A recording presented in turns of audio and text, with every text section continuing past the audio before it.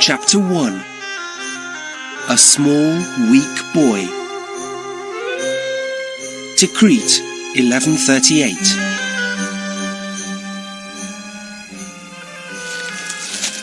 Help! Help! He's going to kill me! Hearing the screams, Sharka ran through the dark streets of the town. Suddenly, he came around the corner of a building.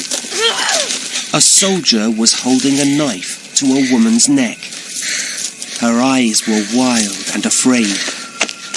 Sharka didn't stop to think. In a minute, the two men were fighting for the knife. In another minute, the soldier was dead. His blood bright red on the ground.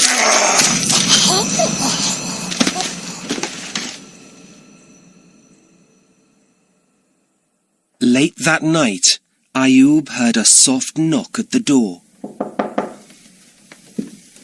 It was his brother, Sharka, asking for news. The baby hasn't come yet. The mother's having a bad time. The father looked at his brother. Why are you hurrying? Ayub, I've just killed a man, by mistake. But I was angry.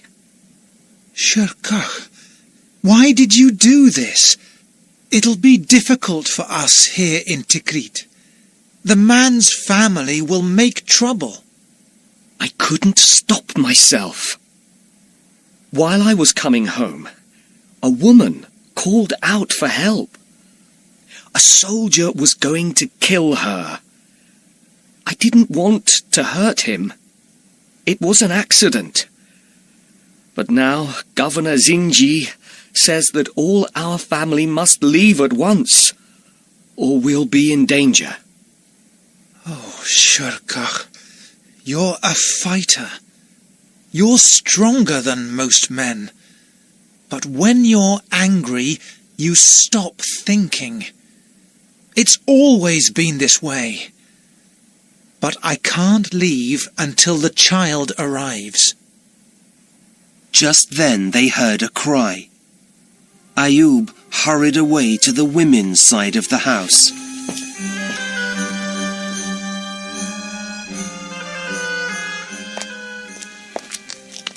What news? He asked his sister. Good news, thank God. The child is born. But look at him. He's very small and weak. I don't think that he'll live through the night. The mother, too, is very ill. She said. There's nothing to be done. We must go now. Ayub held his new son.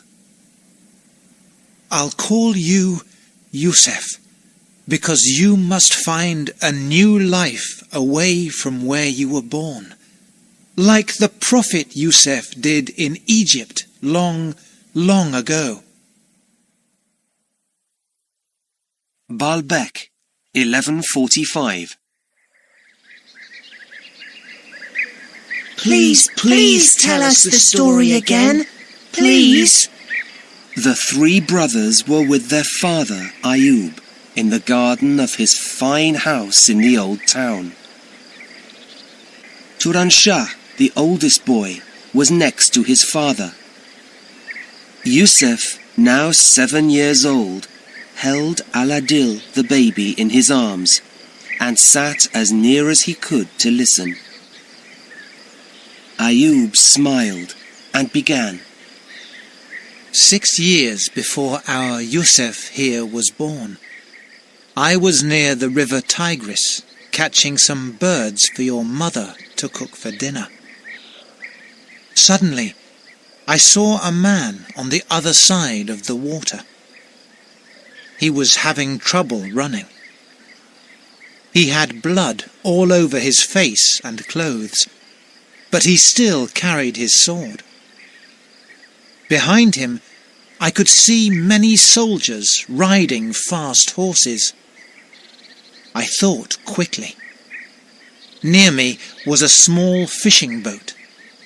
I jumped in and pushed it across the river with a long stick. Just then, the soldiers started to get near the water. I called to the man and helped him into the boat. I pushed the boat quickly into the river, while the soldiers started shooting at us. Arrows hit the boat, but with God's help, we weren't hurt. At last, we got to the other side. Dirty, wet, and tired, we ran back home. Your mother and sisters cooked us a wonderful meal that we enjoyed silently. The next morning, I learned the name of my guest. It was the great Zinji himself. His army lost the battle the day before, and all his soldiers were dead or prisoners. He wanted to hurry back to Mosul to make sure that the town was safe. So I gave him new clothes and my best horse. Riding away, he said, "I'll never forget your help, and will always be a true friend to you and your family." What was the horse like, Father? asked Yusuf, All you think about is horses, Yusuf, said Turan Shah. He was the brother of the wind. It's good to give with open hands. Zinji has been our friend since then. I'm governor of Baalbek, and we're safe and comfortable here because of him. Damascus, Syria, 1152.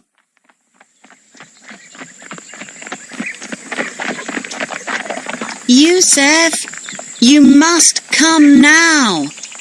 It's time to go to school. Oh, Aladil, I don't want to go. Look at my horse, Anid. I don't know why Turan Shah says that he's bad. He's going to be very good at polo. He always knows what to do. The boy of 14 rode quickly up to the ball with the stick in his hand. He hit it hard and sent it flying over to his brother. Aladil stopped the ball with his foot. Father says that you're the best rider of all of us, Yusuf. That's why when Turan Shah couldn't do anything with Anid, Father gave the horse to you. But you must go to school, or you'll be in terrible trouble. Don't forget what Father said the last time that you were late. Yusuf jumped down from his horse's back and took him back to the house. Then he ran as fast as he could for school.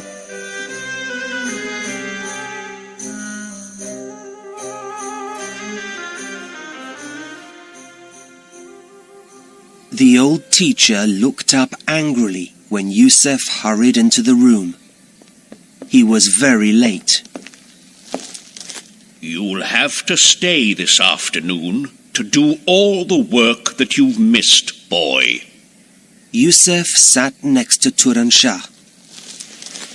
Where are we? He asked. Turan Shah showed Yusuf the words in the Holy Koran that the boys were reading. It's the story of the Prophet Yusuf and how his brothers left him in the desert because they didn't like him. He smiled, not very kindly. Stop talking and learn. The teacher's stick hit both boys. It hurt. Ah! Turan Shah cried out, but Yusuf said nothing.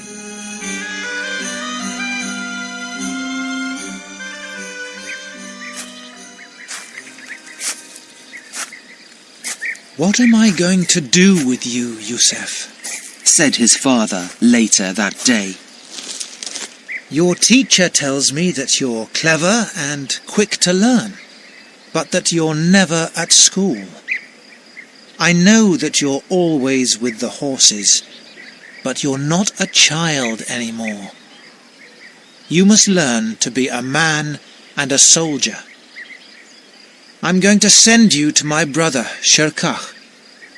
You know that now he's an important general, working for Zinji's son, Nuradin, up in Aleppo." Can I take Anid with me? "No. Since we came to Damascus, you've only played. Now you must work. Get ready. We leave in an hour."